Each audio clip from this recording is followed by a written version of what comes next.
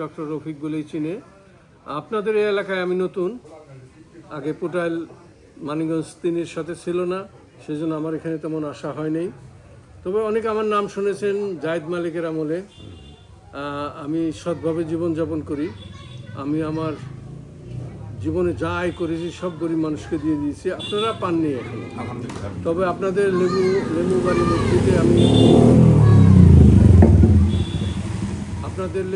মসজিদে আমি একটা অনুদান দিয়েছি ছোট করে। আমি মসজিদ, মাদ্রাসা, স্কুল, কলেজ, গরিব মানুষ এদের নিয়েই কাজ করি সারা জীবন। আমি গত 30 বছরে যা আয় করেছি, আমার ব্যবসা বাণিজ্য সব কিছু গরিব মানুষের বিলিয়ে দিয়েছি।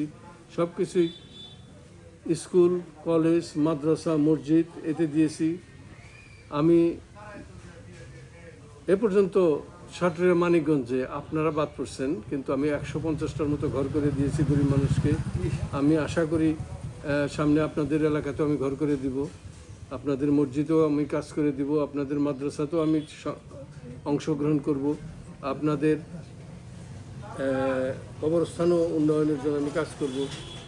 আমি এ পর্যন্ত 25টার উপরে স্কলারশিপ দিছি কোরআনে হাফেজ হওয়ার জন্য বিভিন্ন মাদ্রাসাতে, সমস্ত খরচ এগুলি সবই আমার নিজের টাকা। আমি প্রতি বছর 8 থেকে 10,000 কাপড় দিই, যেগুলি একটু ভালো মানের মানুষকে পরার জন্য। আমি রোজার সময় 400-500 ফ্যামিলিকে রোজা থাকার জন্য খাবার দিই, যারা খুবই গরিব, খুবই নিঃস্ব। আমি আশা করতেছি ভবিষ্যতে আপনাদের জন্য করব। আমি সত্য নিয়ে রাজনীতি করি, আমি টাকা পয়সা উপার্জনের জন্য রাজনীতি করি না। আমার সাথে অন্য প্রার্থীর পার্থক্য হলো এটা, তারা টাকা উপার্জন করার জন্য নির্বাচনে নামছে, আর আমি মানুষের উন্নয়নের জন্য নির্বাচনে নামছি। আমার টাকা বিলিয়ে দেওয়ার জন্য নির্বাচনে নামছি, যাতে মানুষ বেশি করে আমি সরকারের কাছ থেকে এনে মানুষকে দিতে পারি। ধরেন আমি একটা উদাহরণ দিই, আমার এখন মেইন টার্গেট হইল যে আমি সাটুরিয়া মানিকগঞ্জের সমস্ত মসজিদকে ইসলামিক ফাউন্ডেশনের আন্ডারে নিয়ে যাব, যাতে হুজুরদের বেতনটা, ইমাম সাহেবদের বেতনটা একটু ভালো হয়, কারণ ওইখান থেকে বেতন দেওয়া হয় 5-6 হাজার টাকা প্রতি মাসে। আমার কথা হলো যে আমি চাই সঠিক ইসলামিক শিক্ষা ব্যবস্থার প্রচলন হোক। আমি চাই গরিবরা যাতে না খেয়ে না থাকে। আমি চাই গরিবদের জন্য একটা ঘর থাকে। আমার জীবনের উদ্দেশ্যটা সম্পূর্ণভাবে অন্যদের সাথে পার্থক্য। আপনাদের সামনে যারা আসবে অনেক বড় বড় প্রতিশ্রুতি দিবে, আমি মিথ্যা প্রতিশ্রুতি দেই না। আমি এইটাই আপনারা দেখবেন, আমি যা করেছি এটার খোঁজ নেবেন, দেখবেন আমার সাথে তাদের পার্থক্য কতটুকু। আমার বাড়ি সাটুরিয়া, কিন্তু আমার কোনো জায়গা জমি আর নাই, আমি সব দান করে দিছি। আমার মানে চাওয়া পাওয়া বলে কিচ্ছু নাই, সেটাই অন্যের সাথে আমার পার্থক্য এটাই।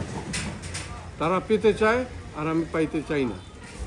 সেজন্য আপনারা যদি মনে করেন যে চাঁদাবাজি দূর করবেন, সন্ত্রাসী দূর করবেন, এইগুলি আপনাদের পছন্দ না, তাহলে আমাকে ভোট দিয়েন। আর যদি মনে করেন না চাঁদাবাজি সন্ত্রাসী চললেও তো আপনাদের কোনো আপত্তি নেই, তাহলে আমাকে ভোট দেওয়ার কোনো দরকার নেই। কারণ আমি যেদিন নির্বাচিত হব সেই দিন থেকে চাঁদাবাজি বন্ধ হবে, সন্ত্রাসী বন্ধ হবে। হয় তারা দেশ ছাড়বে, না হয় তারা জেলখানায় থাকবে। চাঁদাবাজি, এই যে ভ্যান গাড়ির থেকে চাঁদা, এই হ্যালো বাইকের থেকে চাঁদা, এই যেখানে একটা ঘর করতে গেলে চাঁদা, আপনার বাড়ির পিছনে থেকে মাটি বিক্রি করে চাঁদা, বালুর থেকে চাঁদা, এগুলি সব বন্ধ হবে। আমি এটা গ্যারান্টি দিয়ে বলতে পারি, বুঝলেন?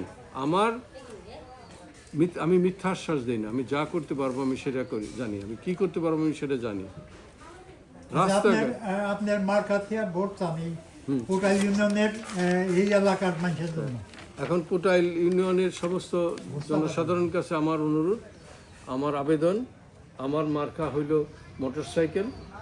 এখন আপনারা আমাকে মোটরসাইকেলে ভোট দিয়ে জয়যুক্ত করবেন এবং দেখবেন যে আমি কতটুকু কী করতে পারি, আমি আমার কথা আপনাদের কাছে রাখতে পারি কিনা। আপনারা গত 52 বছর অনেকেরই ভোট দিচ্ছেন, এবং প্রায় সবাই, একজন ছিল 15 বছর, তারপরে প্রথম আরেকজন আসলো 15 বছর। তারা কত কী করেছে, কত প্রতিজ্ঞা করেছে আপনাদের কাছে, কিছু করে নাই। তাদের সময় চাঁদাবাজ, সন্ত্রাসী, বালুখুর, মাটিখুর, যত খুর আছে সবই তারা করেছে। একবার আমাকে ভোট দিয়ে দেখেন এই মোটরসাইকেল মার্কায়, আমি পরিবর্তন করে দিতে চাই। আমি মিথ্যা কথা বলি না, অসৎ পয়সা কামাই করি না এই জীবনে একটাও। আমি সৎভাবে জীবনযাপন করি, সাধারণ জীবনযাপন করি। আমি আপনাদের একজন। আমার আহামরি কিচ্ছু নাই। আমার ঢাকাতে বাড়িও নাই। ঢাকাতে একটা জায়গা আছে কিন্তু বাড়ি নাই। আমি গাড়িতেও চড়ি না, আমার গাড়িও নাই। কারণ আমি চাই যে গাড়ির টাকা দিয়ে এদেশের গরিব মানুষকে ঘর করে দিব। এইটাই হলো আমার জীবনের পাওয়া, যে মানুষের মুখে হাসি ফোটানো। স্বাধীনতার পর থেকে এটা করে আসতেছি। এখন 52 বছর। যাদেরকে ভোট দিয়েছেন, এখন আমাদেরকে একটু ভোট দিয়ে দেখেন, আমাকে একটা ভোট দিয়ে দেখেন আমি পরিবর্তন করতে পারি কিনা। এটাই আমার আবেদন আপনাদের কাছে। আচ্ছা, এখন আপনি ঘোষটা এবং কোটালীবাসীকে ধন্যবাদ জানান। ধন্যবাদ জানিয়ে আপনার বক্তব্য শেষ করেন।